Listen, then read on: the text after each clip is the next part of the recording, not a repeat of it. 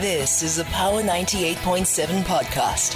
Now we're talking. Subscribe to Power 98.7 podcasts in iTunes or wherever you get your podcasts. There's more on power987.co.za. 24 minutes to 11, so it's Women's Month, and we will from time to time focus on the issues around women, and we're starting off today with Nontobeko Sibisi, broadcaster, award-winning storyteller and content maker, founder of OK Show Media, to speak to us for a few minutes. Nontobeko, good evening to you. How are you? Hi, hello, Professor. I'm super excited to be with you. I'm going to make as well. Thank you so much. So, first and foremost, tell us about OK Show Media. What do you guys do? So, OK Show essentially is a young group of passionate storytellers that are coming together who are saying, lalela, we've done this media broadcasting for some of the leading broadcast channels in South Africa. Now we want to do it for your brand, for your business, and just essentially allow you to be in charge of your own brand story and a different way of creatively telling your own story. Because, let's look at now trying to afford paying for an advert online when we could really approach content creation on a totally different level without essentially affecting the broadcast quality of it all. So it's about storytelling and doing broadcasts a bit differently as people adjust to COVID-19 and see how they can reimagine themselves and their brands differently.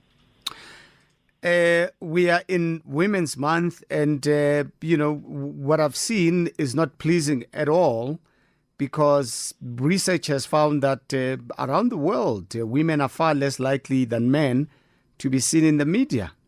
2015 report speaks about women making up a mere 19% of experts featured in news stories, 37% of reporters telling stories globally. Is it a big concern for you? Visibility of women in the media space is a big concern, whether you look at in front of the camera or behind the camera. I think they're just all differently, as of course all reflecting the patriarchy of the society that we live in. But even with visibility in the media space, of course, now we see quite a lot more female reporters and female actors and actresses on the online space. But you wonder how many of them are actually in management positions, how many of them are talking equity in their own businesses or in that production process, which for me was one of my motivators to say, I know I'm good at this thing, I know I'm talented at this thing, but at some point I have to also own the means of production, but also own the content that I'm working at right now. We can no longer work for someone else and get paid $1,000 for a day when the same amount of work could earn you, for example, 10,000 Rand essentially.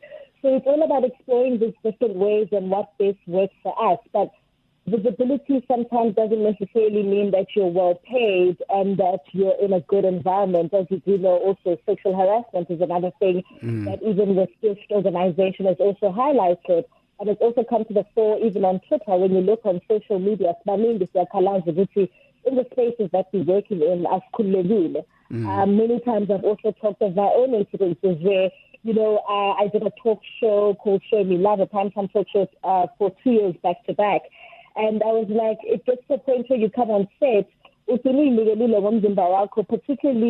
when someone mics you, because someone's going to touch your body. They have to go to the most crucial parts of your body to mic you. So there are many levels. It just depends where at a big elephant like this. But you just have to appreciate that we are all saying something in our respective corners, As a woman in media, what do you think we should do? Because this has been a long-standing problem, the problem of sexual harassment. What should we do to nip it in the bud? Well, I think first and foremost, let's cut the PR speeches and the statements and the press releases. My gosh, who are we really trying to fool here?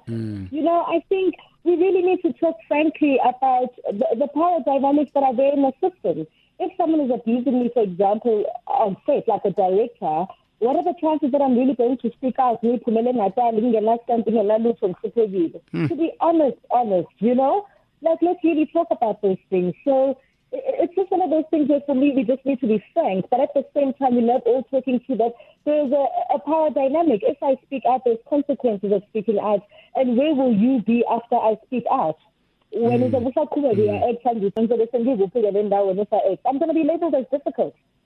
Yeah. That's the bigger crux of the issue here, that we're not labeling, and it becomes of who's saying this on Twitter, who's saying that on Twitter. I don't need Twitter support. I need support in the boardroom and in management. Or when I look at this beast that's touching me to saying, that's where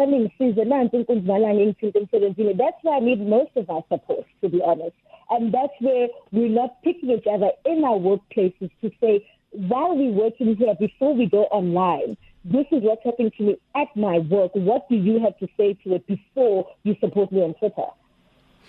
Let's talk about the journey that you are in at the moment. How difficult or challenging is it for you as a woman? Oh my gosh, where do I begin?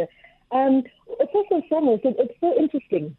I would say that a lot of people in the creative business, particularly artists in the creative business, they come in wanting and knowing very well how to be creative, but not necessarily knowing how to do the business of it all, which is essentially where most people end up struggling. So this is support, first and foremost. On the corporate side, accelerators, funders, investors, structures that are already there to try and help these small incubators. Masiga, in the media side, for example, we're still fighting about the copyright amendment bill. We're still fighting about freelancers.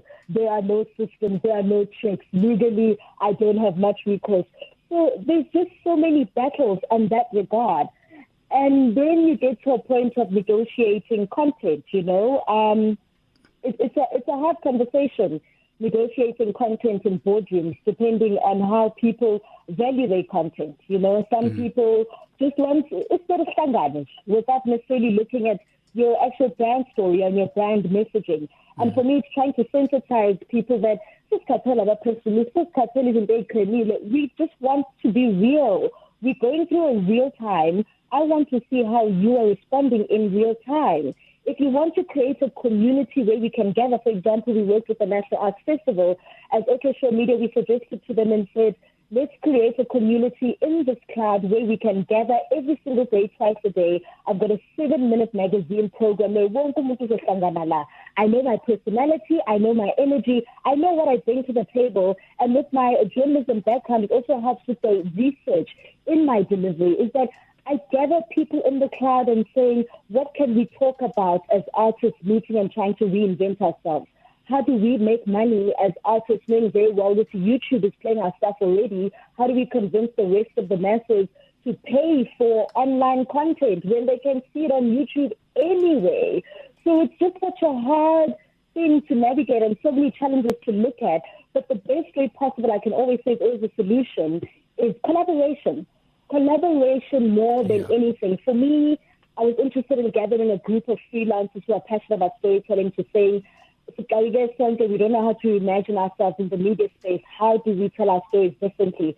And this is one of the ways to say, let's create an online community, a magazine show to say, every time this festival happens, every single day you will meet us here. We will gather here and talk about every single person on this lineup.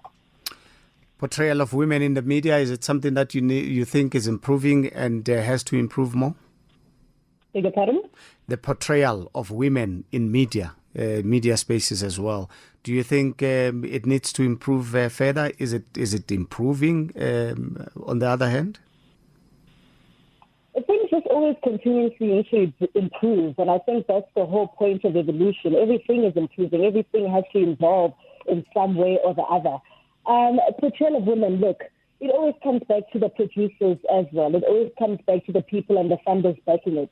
Does sex still sell? Do they want the sex to still sell? Are we still looking at Twitter numbers and followers as the driver of the content as opposed to content creation? So again, it really comes back to the producers and people really feeding back to that. If that method helps and the audience numbers are up, of course people are going to start wanting to see more of that. And therefore the system then becomes accustomed to that kind of portrayal of women. But I'd like to believe that there are quite a number of us that are doing alternative things. We're not all one and the same. Personally, I'm not one that's too interested too much in mainstream. As a person myself, I'm interested in the alternative. I'm interested in alternatives such as your Msakis, such as your Nontobeko. Those are the people that I'm more concerned about, that are outside the mainstream. How do they want their stories to be told? How are they feeling and being sensitized to this time? Because I know they've got a niche market. And they're just some of us who just wants to sit down and listen to each other outside of the noise, you know? How are you coping with COVID-19, by the way, in terms of your operations? Yes. So I can't even begin to tell you data on a computer screen, on a video call on the phone. It's so weird. And the work has to be done. The same deadline has to be met. The same deliverables are still there. But the first time the data, I had my video editor on a WhatsApp conversation, and then some Landela on the screen here following the work on his timeline on a laptop.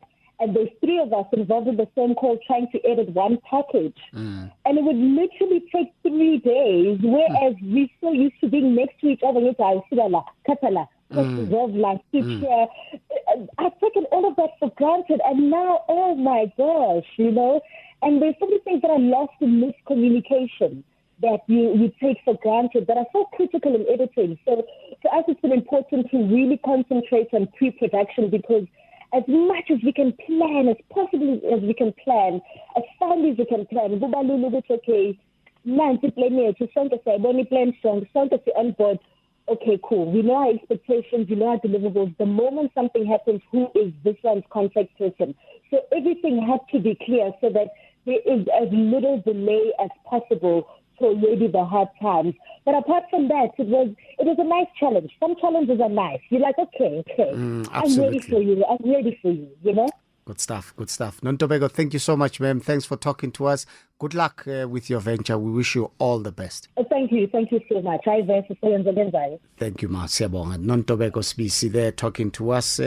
Broadcaster, award-winning storyteller, content maker, founder of OK Show Media.